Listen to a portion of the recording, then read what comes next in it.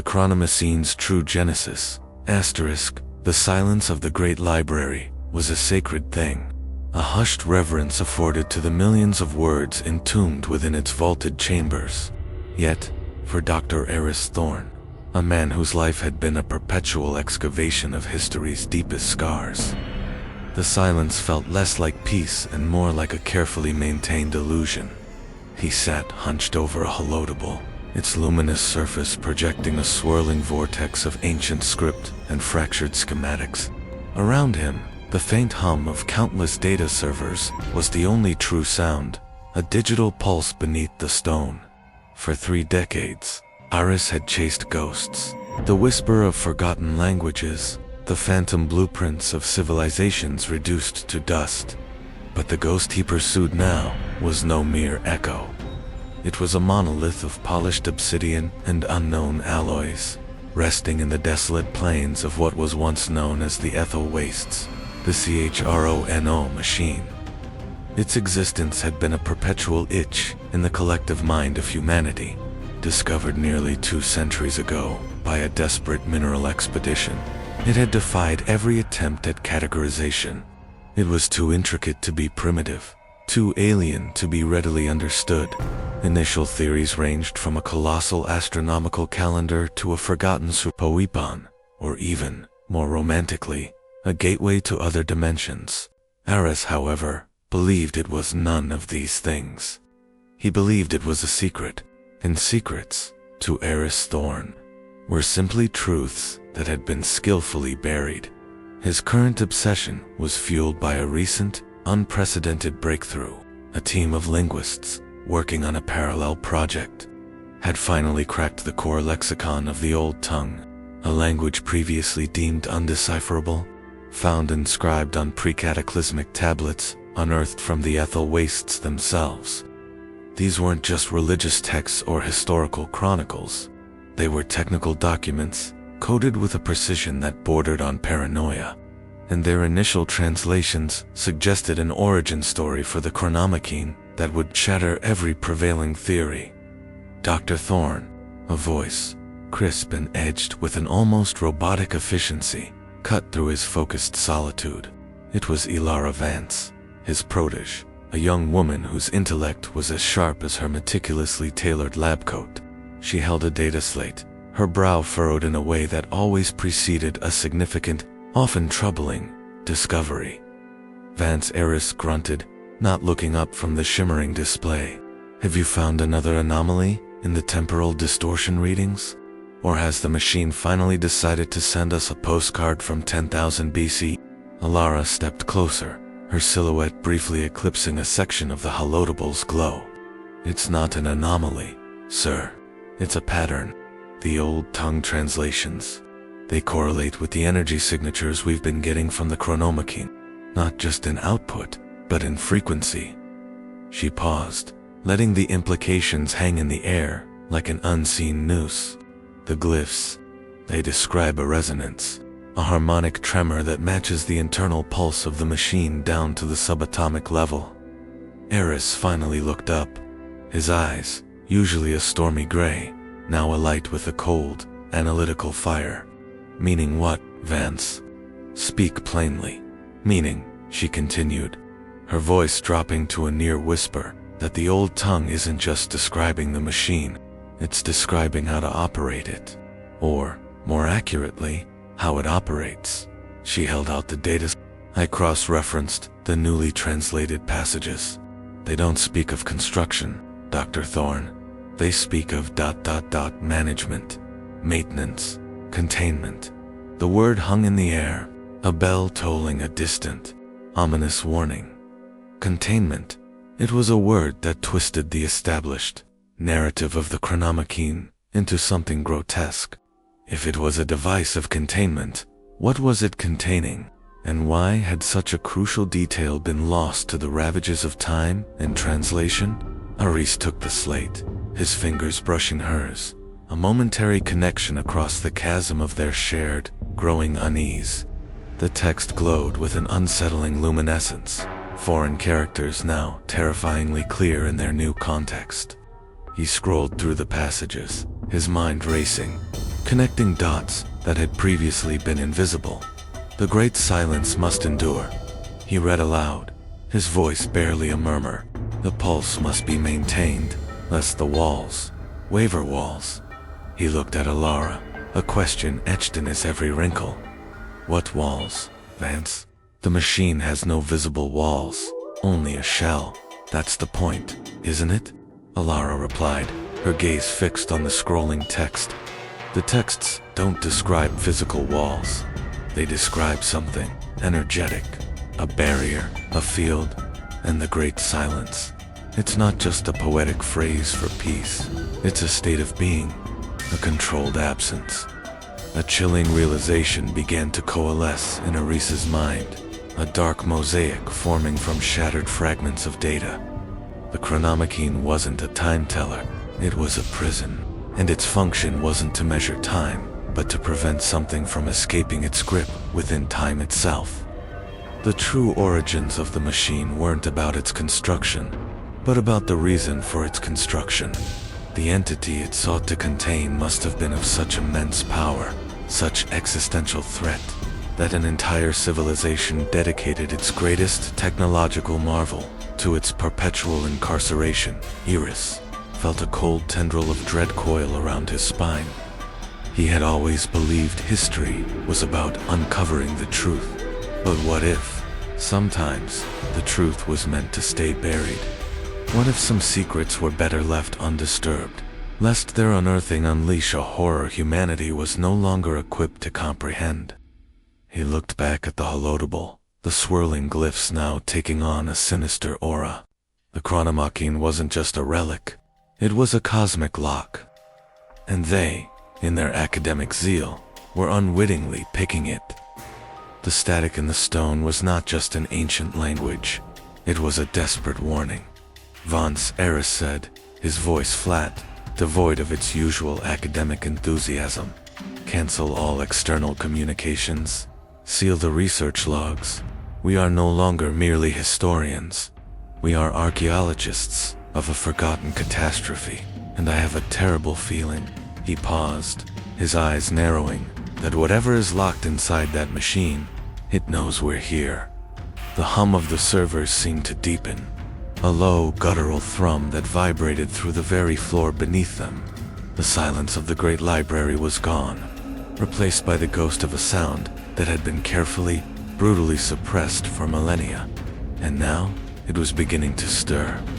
What ancient terror was so profound that an entire civilization devoted itself to its perpetual imprisonment? And what happens when the jailers are forgotten and the keys fall into the hands of those who don't understand the lock? The answer, I assure you, is far more terrifying than any legend could ever conceive. Prepare yourself, for the true history of the Chronomachine has only just begun to be unearthed. And the consequences, they will be catastrophic.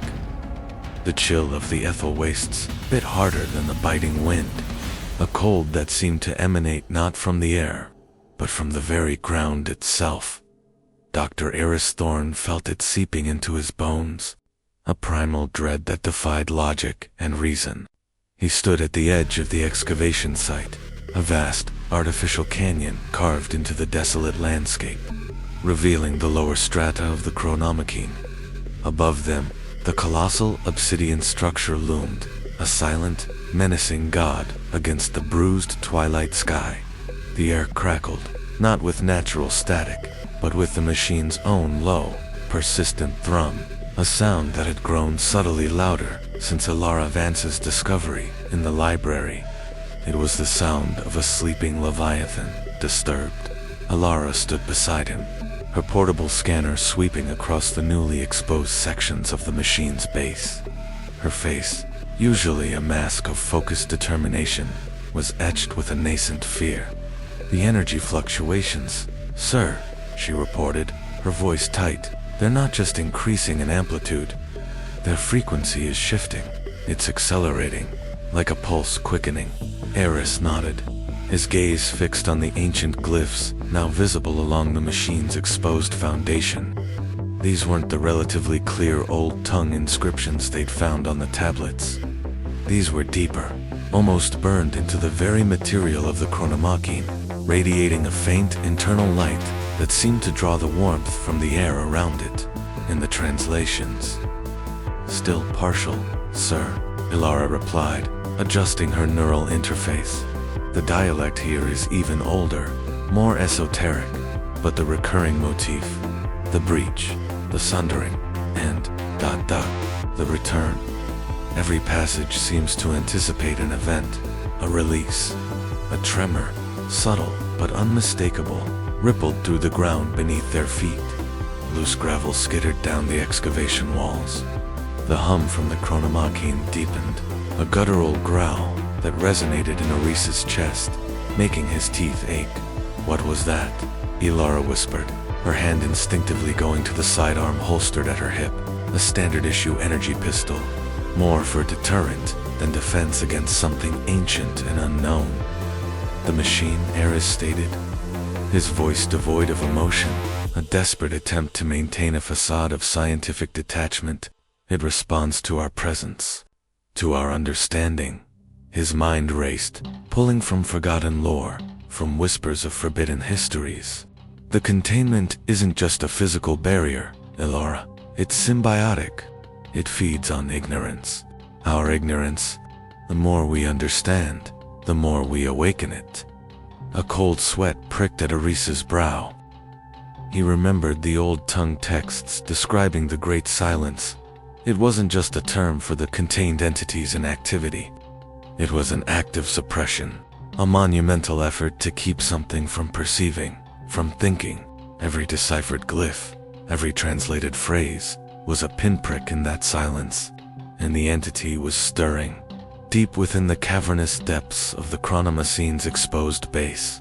A faint, rhythmic thump-thump began to resonate, like a monstrous heart beating beneath layers of earth and stone. It was too slow at first, almost imperceptible, but it grew steadily, gaining a terrifying cadence. "Dr. Thorne, we need to report this," Elara urged, her eyes wide, darting between the machine and the trembling ground. "The Science Council. They need to know the true implications." Aris shook his head, a grim certainty settling over him. "And tell them what, Elara?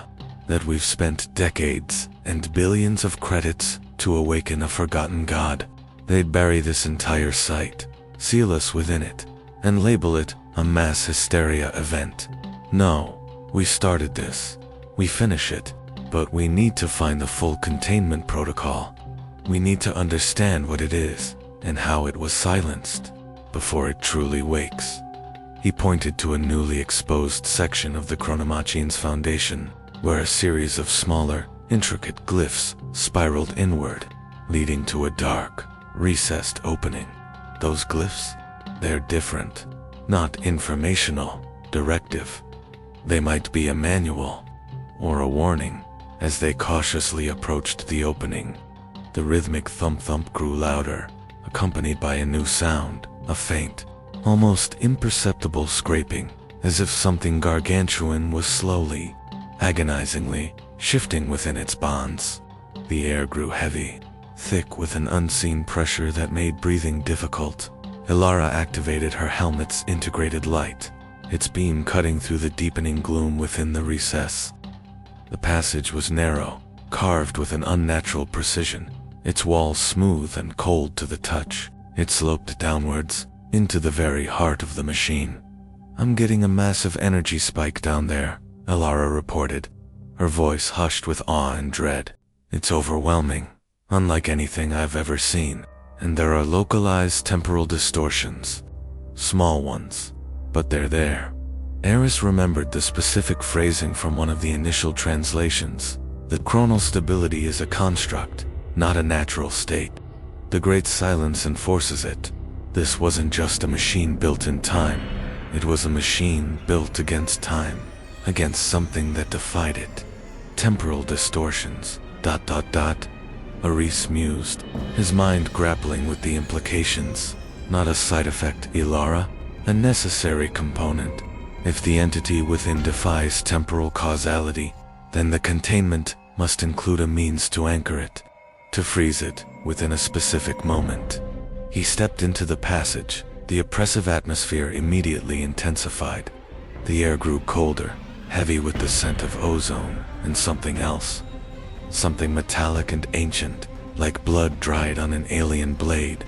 The rhythmic thump-thump vibrated through the stone, directly into his feet, his legs, his chest. It felt less like a sound, and more like an internal vibration, as if his own body was beginning to resonate with whatever lay dormant within the machine. Elara followed, her light illuminating a series of carvings on the passage walls. These weren't glyphs. They were stylized depictions of grotesque figures, their forms shifting and indistinct, battling against what appeared to be humanoids wielding spears of light. But the humans were losing, decimated. The figures of dread seemed to consume light, to tear at the fabric of space itself. And at the center of these depictions, a single, recurring symbol, a jagged, broken circle, radiating tendrils of darkness. It was the mark of the entity, a terrifying heraldry of destruction. "The breach," Elara murmured, tracing a finger along one of the carvings. "This is what they feared, what they fought." The passage opened into a vast, circular chamber, its ceiling lost in shadow. At its center stood a colossal pedestal, and upon it, bathed in an eerie, pulsating green light, was not another part of the Chronomachine, but a monstrous, crystalline heart. It beat with the slow, agonizing thump-thump that had guided them here. Within its translucent depths, shimmering motes of light swirled, coalescing and dissipating, like imprisoned stars. But it was what surrounded the crystalline heart that truly stole their breath. Etched into the floor, ceiling, and walls of the chamber were millions of glyphs, far more intricate and densely packed than anything they had seen before. They pulsed with the same green light, intertwining like an impossibly complex circuit board. This wasn't just an inscription. It was a ritual, a spell woven in stone and light.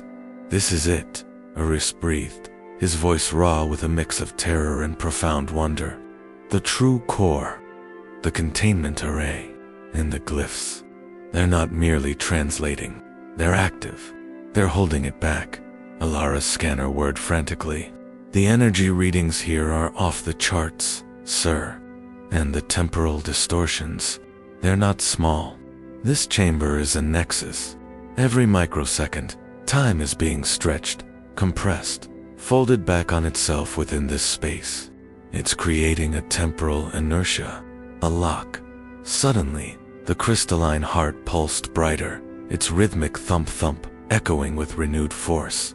The green light intensified, washing over the chamber, revealing more details in the ancient carvings. Faces of despair, hands reaching out in silent agony, and one image that froze Aris's blood, a stylized depiction of the Chronomachine itself, but not as a majestic structure, as a gaping tooth-filled maw, and from its depths, a single eye, burning with malevolent intelligence. "The eye ... Aris stammered, his mind recoiling from the image. "It's not just a machine. It's a creature, or a prison for one." As if in response to his realization, the air in the chamber grew impossibly cold. The green light flickered, then briefly died, plunging them into absolute darkness, broken only by the eerie, internal glow of the crystalline heart. And in that terrifying void, the thump-thump ceased. A new sound filled the vacuum of silence, a soft, wet slithering, originating from the base of the pedestal. It was accompanied by a faint, acrid smell, like ozone mixed with something utterly unnatural. And then, a whisper, a voice that seemed to bypass their ears entirely, burrowing directly into their minds, speaking in a language both ancient and horribly familiar. "You have awakened me." The green light flared back to life, blindingly bright, and when their eyes adjusted, they saw it. Streaks of black, liquid shadow, like oily tendrils, were oozing from the base of the pedestal, snaking across the glyph-covered floor, inching towards them with an unnerving, predatory slowness. The containment was failing, and whatever had been imprisoned for millennia was not only awake, but it was reaching out. The silence was broken, and the consequences, Aris knew with a certainty that turned his blood to ice, were only just beginning to unfold. The truth about the Chronomachine was no longer a historical puzzle. It was a living, breathing nightmare, and they were trapped within its waking grasp. Black tendrils of shadow moved with an unnatural fluidity, defying the laws of physics, extending from the base of the pulsing green crystal-like predatory amoebas. Aris Thorne felt a primal terror seize him, a cold, unreasoning panic that threatened to overwhelm his scientific composure. The whisper, "You have awakened me," echoed in his mind, not a sound heard, but a thought implanted, cold and inescapable. Elara Vance, however, reacted with the instinct of a soldier. Her energy pistol snapped up, its targeting laser painting a crimson dot on the nearest shadowy tendril. A blast of superheated plasma erupted from the barrel, striking the inky mass, but instead of dissipating, the shadow simply absorbed the energy, momentarily flaring with a dark, purplish light, before continuing its relentless advance, now seemingly faster. "It's not physical," Elara cried, her voice strained, a tremor of fear finally breaking through her professional facade. "Or not, in a way we understand." Aris, despite the terror, felt his analytical mind trying to process the impossible. "It's feeding," he rasped, stepping back, pulling Elara with him. "It absorbed the energy. It's not just escaping, it's assimilating." He remembered the ancient pictograms depicting the entity, consuming light, tearing at space. This was no mere beast. It was a fundamental force, a corruption of reality itself. The rhythmic thump-thump of the crystalline heart began again, but now it was irregular, frantic, like a dying drum. The green light pulsed erratically, casting grotesque, dancing shadows on the chamber walls. The glyphs etched into the stone flickered, some momentarily dimming, as if losing their power. The containment, once absolute, was fraying. The shadowy tendrils proliferated, splitting and multiplying, forming a writhing carpet of pure darkness across the chamber floor. They moved with an almost deliberate intelligence, avoiding the glowing glyphs, seeking out the cracks in the ancient containment field. The very air grew colder, heavy with a suffocating density that made every breath a conscious struggle. Freedom, at last. The whisper returned, clearer this time, laced with an ancient, unspeakable malevolence that twisted Aris's stomach into knots. "The containment array is failing," Elara shouted over the building cacophony of the machine's death throes. Her scanner screeched, displaying a chaotic storm of energy fluctuations. "The glyphs, they're losing coherence. The temporal lock is dissolving." Aris's gaze swept desperately across the chamber, searching for answers in the fading light. His eyes fell upon a series of larger, more ornate glyphs carved into the central pedestal, directly beneath the crystalline heart.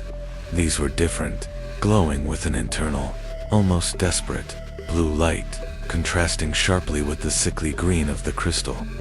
They seemed to radiate an aura of immense power, yet also profound sorrow.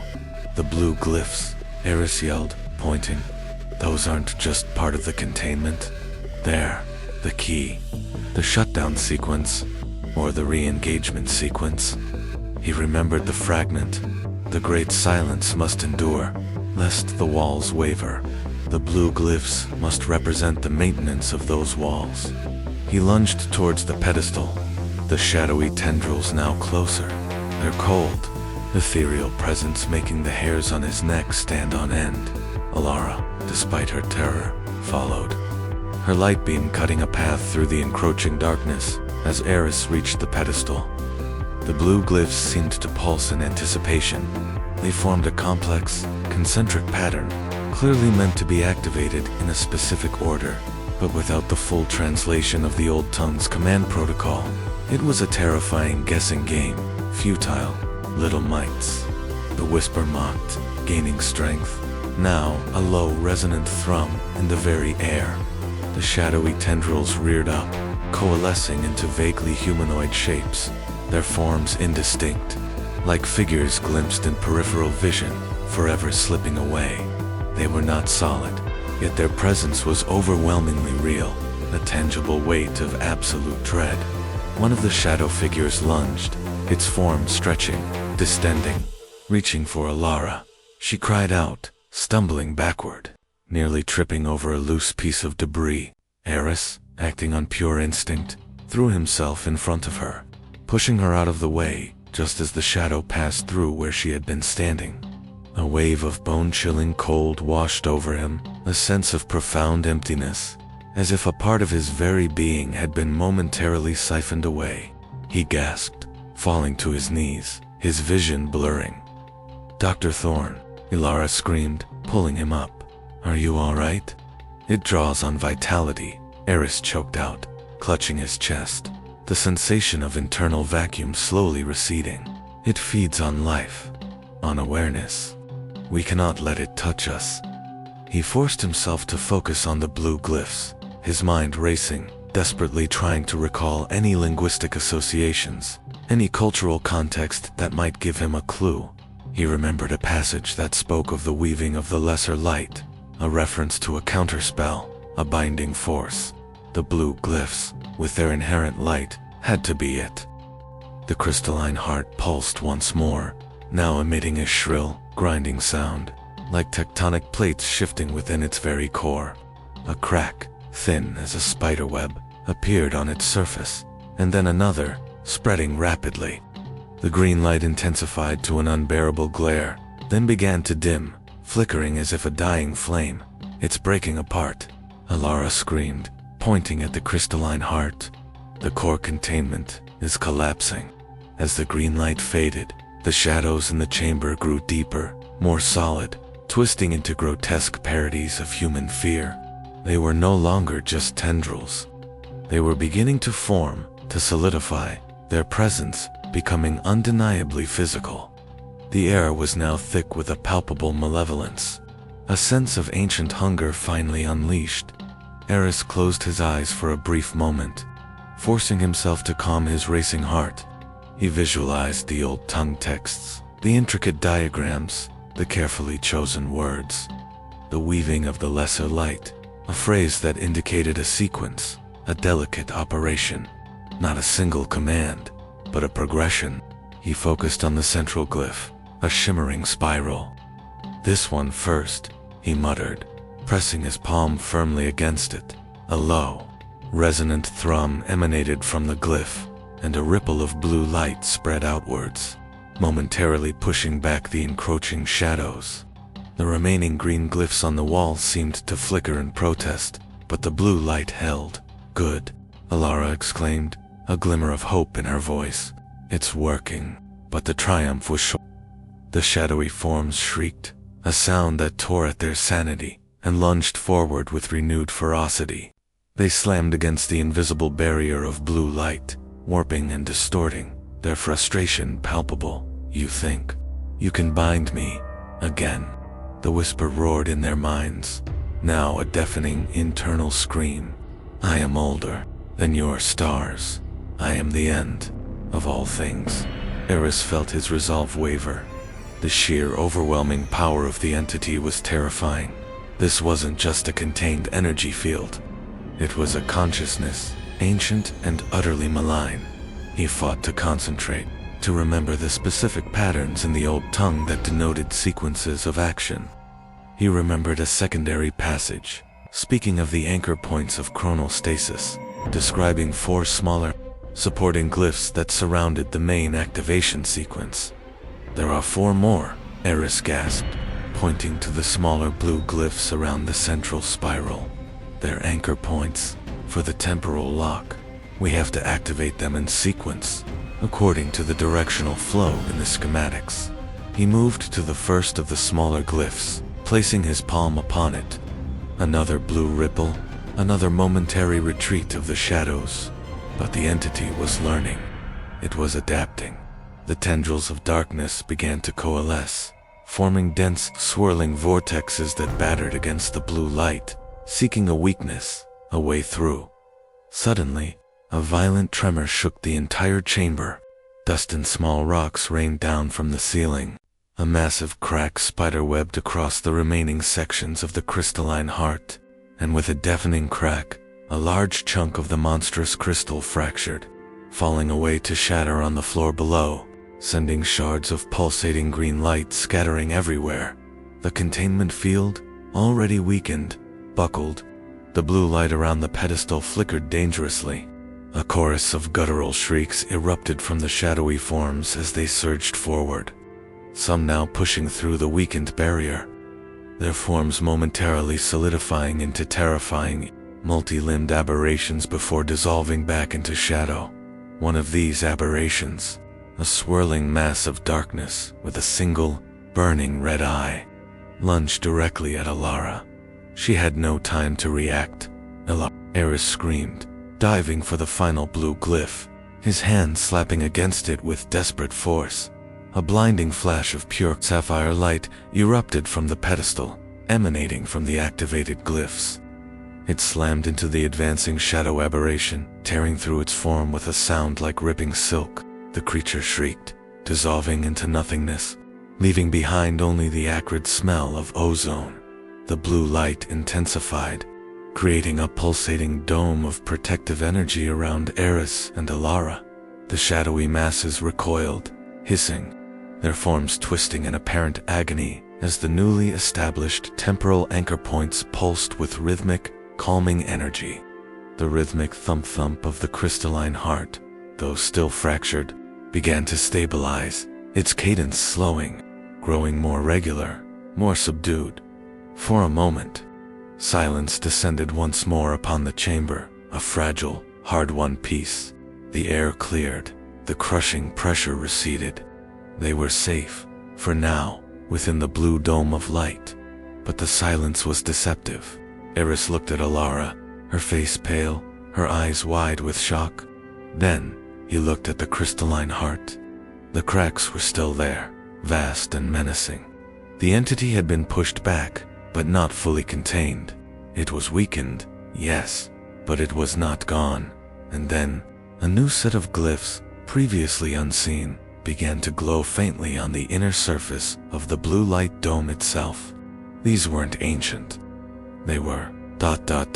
modern. Human script, a warning left by the original creators of the Chronomachine, perhaps for anyone who might stumble upon their terrible legacy. Aris leaned closer, his heart pounding, and read the chilling words that now shimmered before them. The prison holds, but the prisoner remembers, and its dreams are of your demise. The implication struck Aris with the force of a physical blow.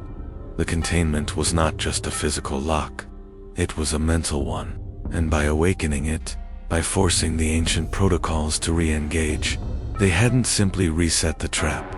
They had reminded the monster within of its captivity. They had given it a face to hate, their own. The true battle, Aris knew, had only just begun. The Chronomachine was no longer merely a historical artifact. It was a ticking time bomb, and they were caught within its deadly radius. The sapphire light of the re-engaged containment dome pulsed steadily, a fragile shield against the receding, yet still palpable, malevolence that clung to the edges of the chamber.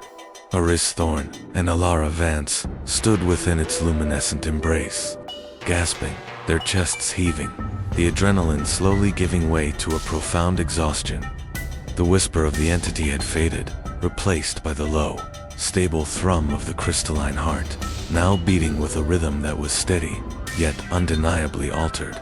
The cracks on its surface, however, remained, stark reminders of how close they had come to utter annihilation. The prison holds, but the prisoner remembers, and its dreams are of your demise. Elara read the shimmering English script etched onto the inner surface of the light dome, her voice barely a whisper. Her eyes, usually so bright with intellectual curiosity, were now clouded with a deep-seated fear. What does that even mean, sir? Dreams of your demise?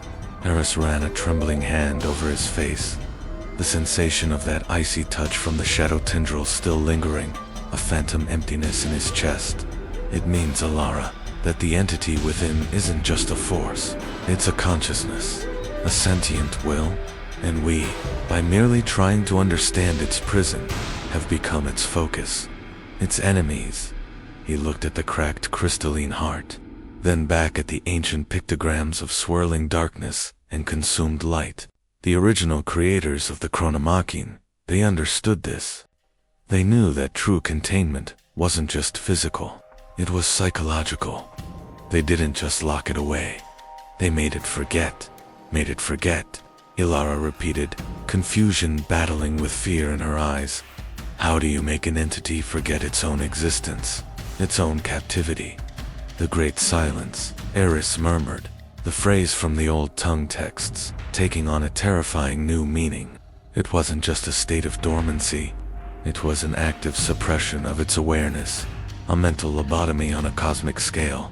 The Chronomachine wasn't just anchoring it in time, it was anchoring it in oblivion, preventing it from perceiving its prison, from even dreaming of escape. He paused, a grim realization dawning. But we woke it up. Our probing, our translations, our very presence here. It pierced that silence. And now, it remembers. A new understanding. Cold and absolute, settled over Aris. The historians hadn't merely decoded the machine's origin. They had decoded the origin of an ancient, cosmic prisoner, and in doing so, they had given it back its memory. They hadn't just found a key, they had poked a sleeping dragon. We need to get out of here, sir, Elara urged, her gaze darting towards the vast, dark expanse of the chamber beyond their sapphire bubble. The shadows, though held at bay, still seemed to press in, a malevolent presence observing their every move. We need to report this. We need to tell the council what we've unleashed. They have resources, protocols for existential threats, ... Double quotes. Aris shook his head slowly, his eyes fixed on the fractured crystalline heart.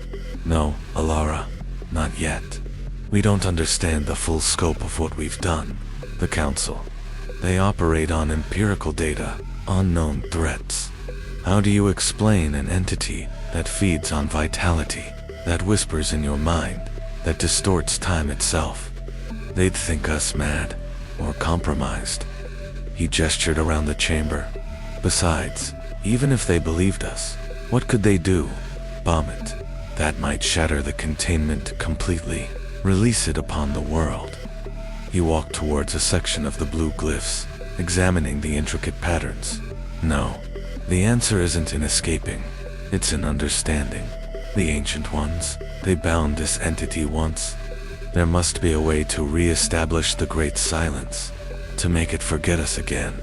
He pointed to a sequence of glowing, blue glyphs that spiraled away from the main containment array, leading deeper into the chamber, towards a section of the wall that seemed unnaturally smooth, almost seamless. These glyphs, they describe a secondary access, a failsafe, a deeper protocol. If the containment was ever breached or weakened, there must have been a way for the original creators to interface directly with the entity's consciousness, to restore the oblivion. Elara's skepticism was evident in her frown. Directly interface with ... that. Sir, we barely survived its proximity just now. What if it's a trap? A way for it to draw us closer? It's a risk we have to take, Aris countered, his voice firm, tinged with a grim resolve. The alternative is waiting for it to fully break free, for its dreams of our demise to become a reality. We need more information. Elara, the full context of the great silence, and it's not here.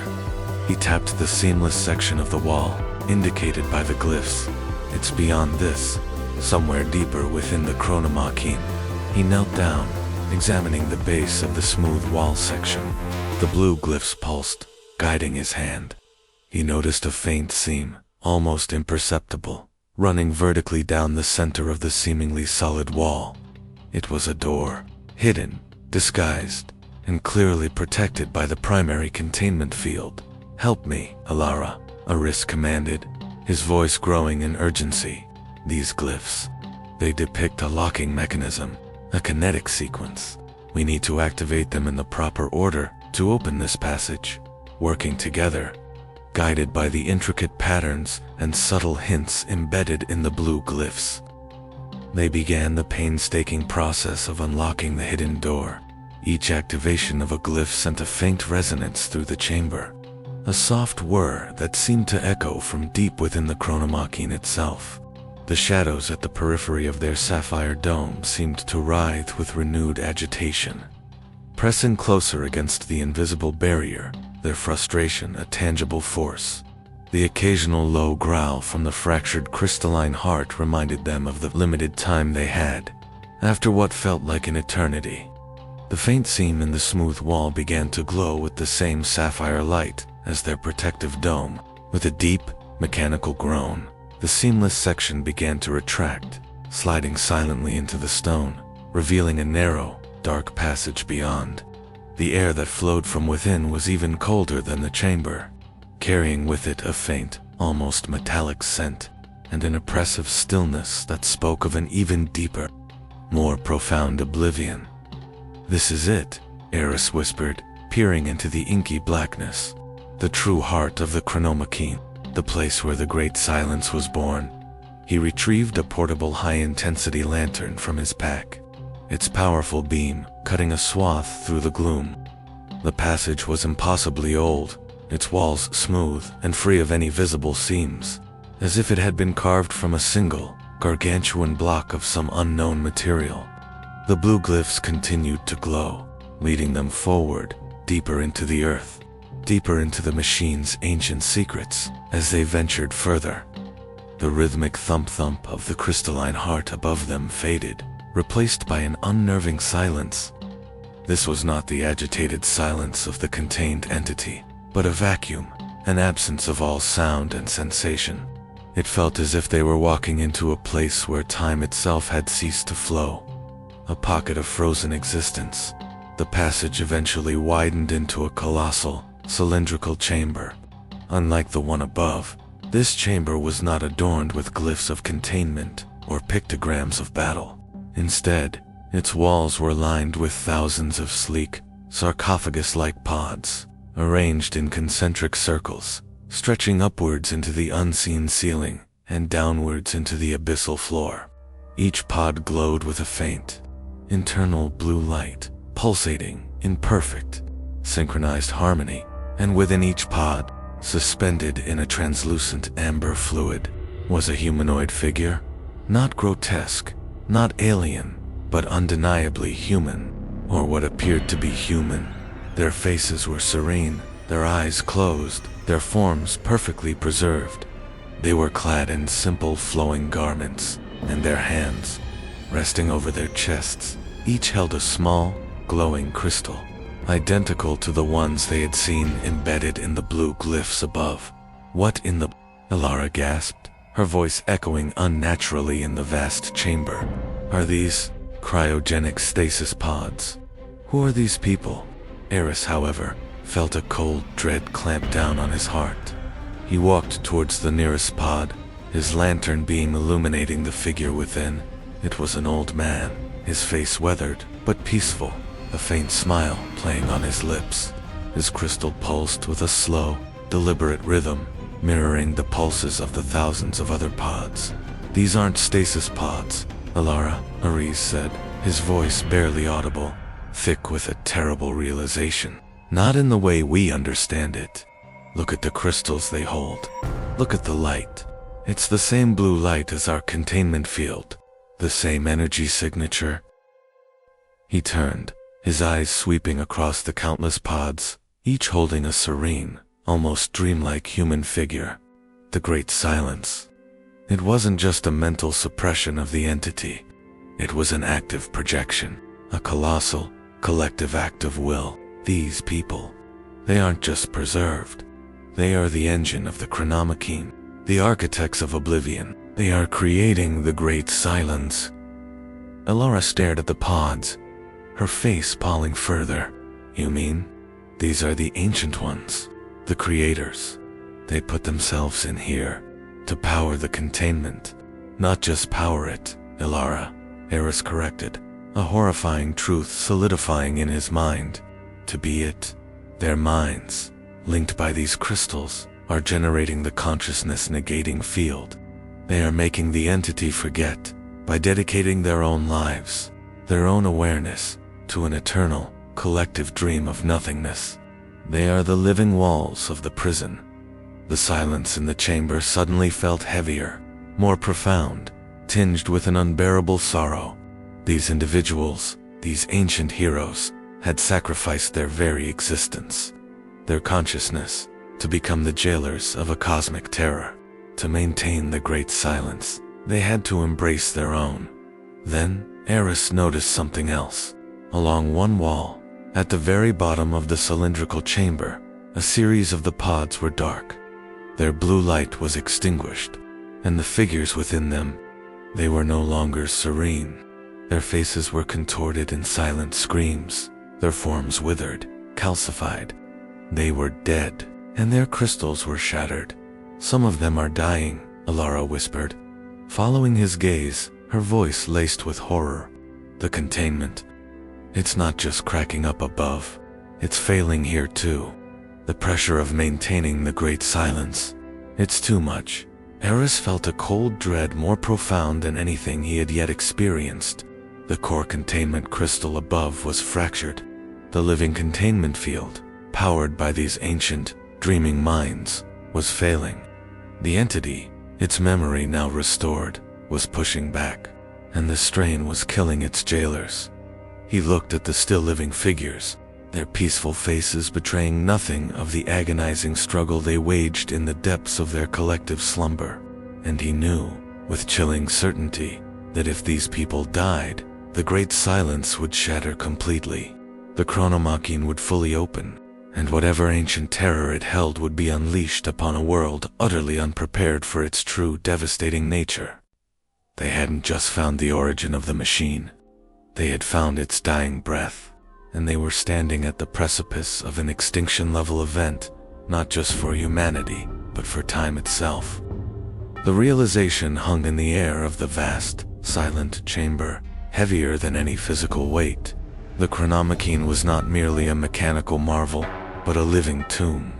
Its strength drawn from the conscious sacrifice of an ancient civilization. These serene figures, trapped in their eternal slumber, were the true architects of oblivion, the human-shaped batteries of the great silence, and they were dying. The flickering blue lights of their pods, the calcified remains of those whose will had finally broken. It was a grim ledger of impending doom. They're not just dying. Elara, Aris Thorne stated, his voice a hollow whisper in the echoing chamber. Their minds are breaking. The strain of maintaining an active, conscious negation of an entity so vast, so old, is immense, especially now that we've awakened it. He pointed to a series of subtle, almost invisible tendrils of shadow, much finer than those above, but unmistakably present, coiling around the dark, defunct pods. The entity, it's not just pushing against the containment, it's actively attacking the source. It's preying on their minds, on their dreams, corrupting the very mechanism of their silence. Elara's face was a mask of horrified understanding. It's a psychological assault. It's trying to amplify their nightmares, to break their collective will, to shatter the great silence from within. Her gaze fell upon the nearest sarcophagus, where the ancient man's face, though still peaceful, seemed to twitch almost imperceptibly, a fleeting shadow of distress.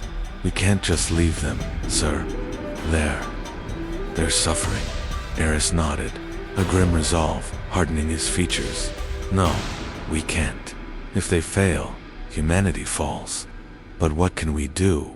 We don't understand the full scope of their psychic technology, their weaving of the lesser light. We only managed to re-engage a fragment of the temporal lock. He began to examine the arrays of pods, searching for a pattern, a control panel, anything that could offer a solution. His eyes fell upon a larger, central pod, positioned at the very heart of the cylindrical chamber. Unlike the others, This one radiated a faint, almost imperceptible silver light instead of blue, and the figure within, though also serene, seemed younger, stronger, imbued with a subtle authority. Around this central pod, a new set of glyphs, distinct from the others, began to pulse with a slow, deliberate rhythm. These weren't directives for containment. They were something else. The core consciousness, Aris murmured, reaching out to touch the silver-lit pod. A faint warmth emanated from its surface, a stark contrast to the deathly cold of the chamber.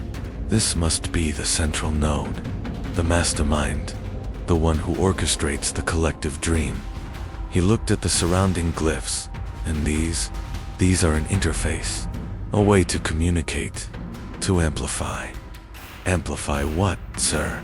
Elara asked, stepping closer, her apprehension evident. Their will, Aris replied, a dangerous idea taking root in his mind. Their silence. We can't join their dream, Elara, but we might be able to reinforce it, to give them the strength they need to push back against the entity's influence. He remembered the precise phrasing. The weaving of the lesser light can be strengthened by the echo of new will. A sudden, violent tremor rocked the entire chamber.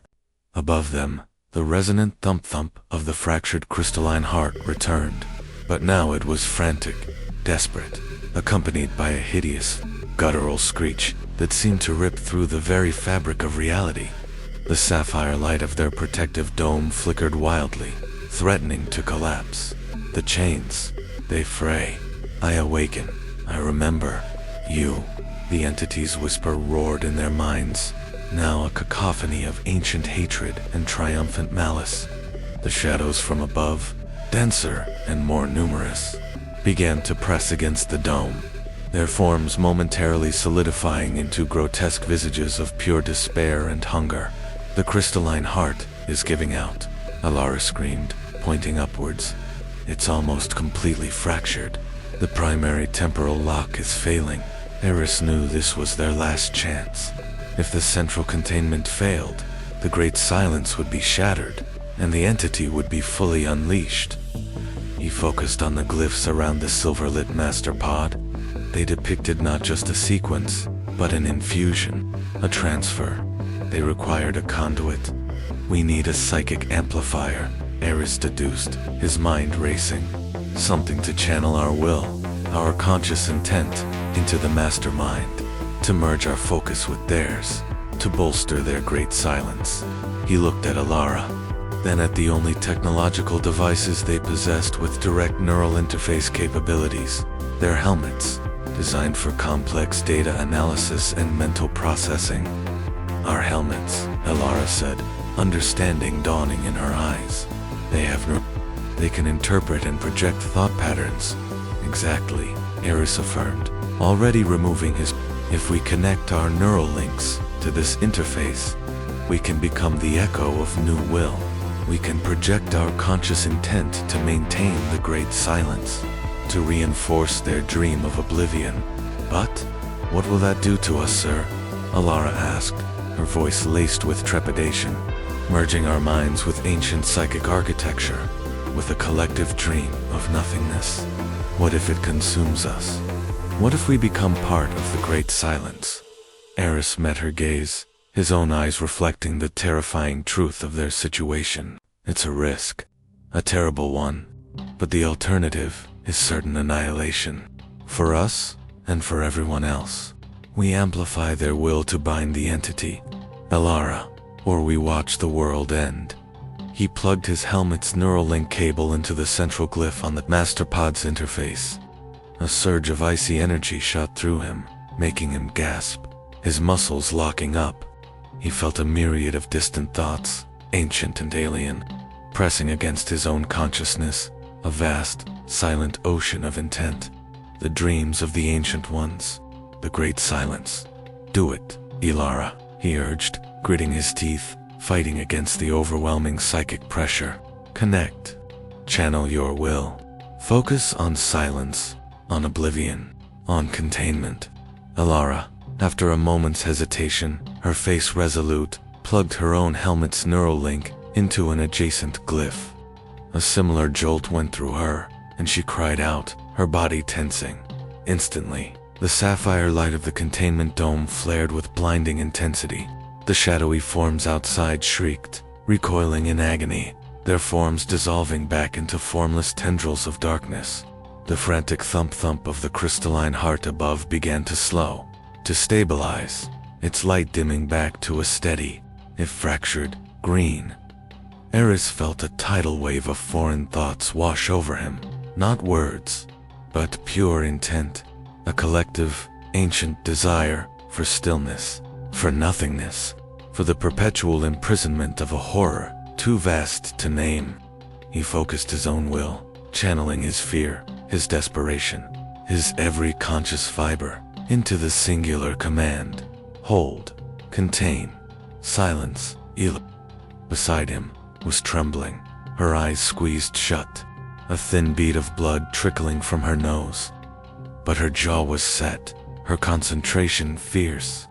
She, too, was pushing, projecting her will into the vast psychic network of the Chronomachine. The silver light of the master pod intensified, flowing into the thousands of surrounding blue pods, which, in turn, began to glow brighter, their pulses strengthening. The dead pods, those with shattered crystals, remained dark, but the living ones, infused with the echo of new will, seemed to gain renewed vigor.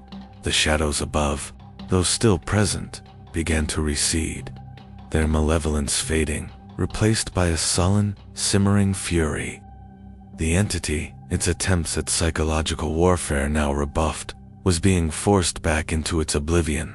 The great silence, though wounded, was being restored, but the cost was immense.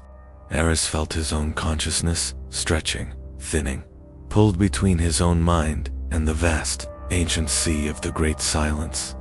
He could feel the entity's lingering rage, its hatred, trying to find purchase, to exploit any crack in his mental defenses.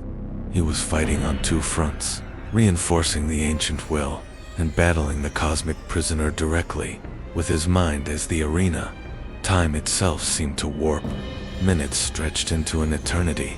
He saw visions, fleeting glimpses of the ancient civilization, of their terror, their sacrifice. The moments they had made the decision to imprison the entity, to become its eternal jailers. He understood their burden, their terrible choice. Finally, with a soft, resonant thrum, the blue light of the pods pulsed one last, powerful time. The sapphire dome solidified, becoming an impenetrable wall of pure psychic energy. The shadows above vanished completely, no longer even a hint of their presence remaining. The crystalline heart above settled into a low, steady thrum, its green light stable, its cracks still visible but no longer expanding. The entity had been pushed back. The great silence was restored. Aris and Elara simultaneously ripped their helmets from their heads, gasping for breath, collapsing to the floor. Their heads throbbed, their bodies ached, and for a terrifying moment, Aris felt a profound, unsettling emptiness in his own mind, as if a part of his consciousness had been stretched too thin, leaving a void. He had tasted oblivion, however briefly, and he knew it would never truly leave him. It worked, Elara whispered, her voice hoarse, her eyes unfocused, staring at the now calm, steady glow of the pods. The silence. It's back. Aris slowly pushed himself up, leaning against the cold metallic wall of the master pod. He looked at the serene face of the ancient figure within, then at the thousands of other faces. They were still there, still dreaming, still weaving their silent spell. But now, their light was stronger, steadier. The echo of new will had given them strength. But the final words, etched in human script, still resonated in his mind. The prison holds, but the prisoner remembers, and its dreams are of your demise. They had reinforced the silence, yes, but they had also irrevocably altered the dynamic. The entity knew, it remembered, and now, Aris realized with a chilling certainty, it knew them. It knew their faces, their minds. They were no longer anonymous academic intruders. They were the ones who had rebounded, and an entity that existed outside of time, that fed on consciousness, had an infinite capacity for patience and for vengeance. The Chronomachine was once again silent, but for Aris Thorne and Elara Vance, the true terror had only just begun. They had walked into a historical puzzle and emerged as unwilling jailers, eternally linked to an unspeakable horror that now knew their names. The great silence might hold for another millennia or another hour, but they knew, with the cold certainty of those who have peered into the abyss, that the entity would return, and when it did, it would be for them. The truth about the Chronomachine was finally decoded. Its purpose was to imprison. Its power was drawn from human sacrifice, and its greatest secret was not its origin, but the ancient, malevolent consciousness it desperately held at bay, a consciousness that was now awake and waiting. The secrets of the Chronomachine run deeper than anyone dared imagine. If this journey into the heart of ancient dread has seized your attention, if the unraveling of reality has left you wanting more, then you know what to do. The abyss waits for no one. Don't let the next shocking revelation pass you by. Subscribe to our channel, for the true nightmares have only just begun. Subscribe to our channel and follow so you can continue receiving fearful and exciting stories.